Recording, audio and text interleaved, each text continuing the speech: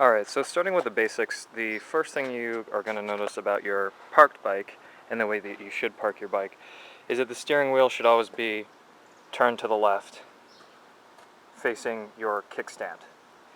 That way, when you decide that you want to mount the bike, you reach over and you grab the brake, and then stepping over, you are now on your bike, making sure that it's not going to move anywhere because you've got your hand on the brake.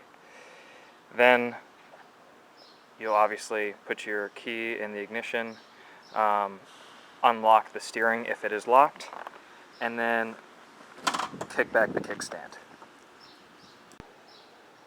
So you're going to have, depending on what type of bike and what country it's from, you'll have a few options on here, but the pretty standard ones are obviously having your steering wheel locked, and then there's engine cutoff, and there's your engine on. So this one is locked, and you have to push down, turn it up. Now it's basically in the disengaged state. Turn it on, and you'll see my displays light up, and we have the bike started up. Now, in order to get the bike going, we're going to straighten out, kick the kickstand back, make sure we've got this switch on, and then the next step is I'll hold down the clutch to make sure there's no power going to the engine, because we're not in neutral, we're in first right now.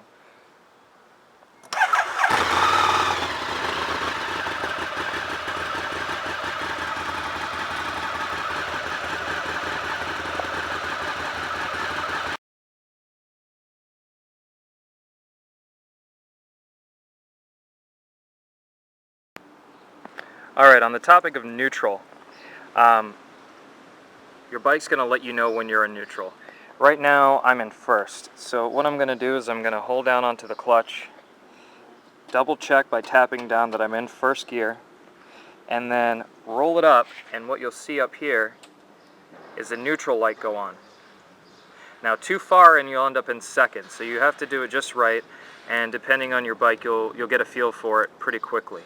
But when you're in neutral, you can release the clutch and now freely move around on your bike just by pushing your feet. Now, your brakes obviously will still work at this point in time, so if you keep your foot up here and you press down on your brake, it'll stop you from moving also.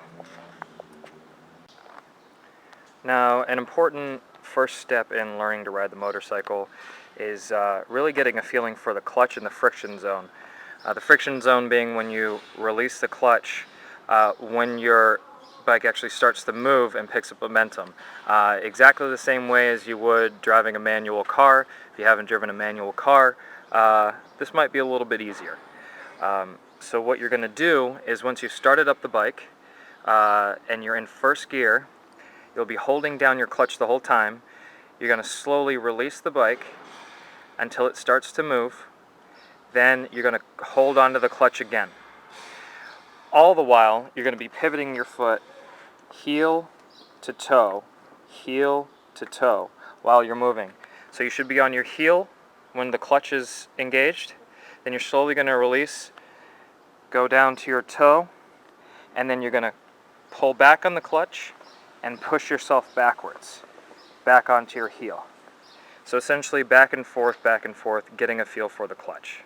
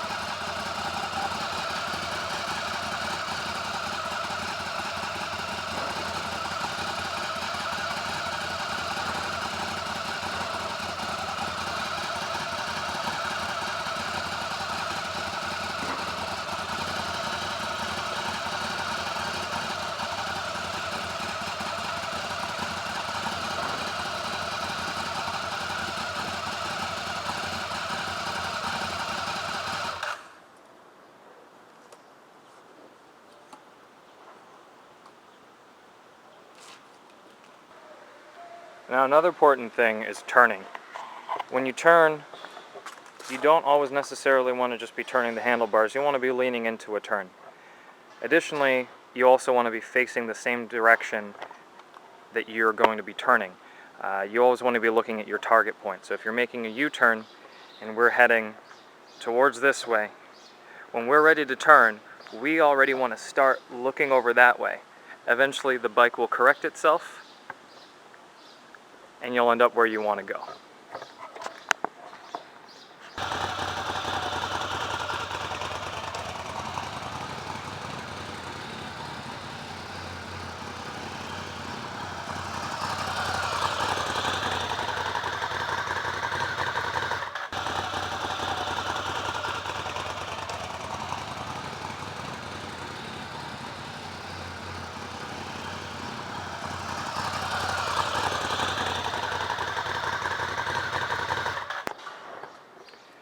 So when you're turning things off, make sure you're switched off here.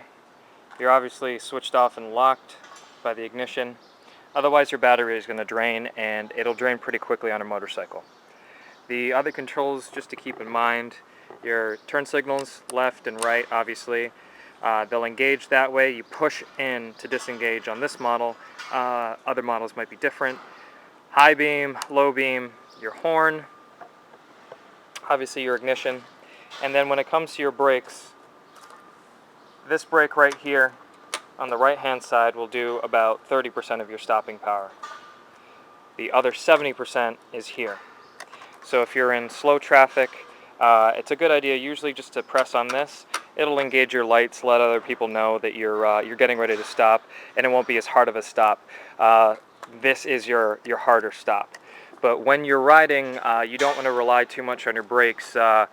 You want to worry or really try and avoid most of the problems by going around them or preventing them in the first place. Always a good idea is to hold down on the clutch. That will disengage the engine from the belt, and you will not, well, you'll stop accelerating, you'll cut the power. If you hit the brakes too soon, you can skid, lose control, and that's typically how accidents happen.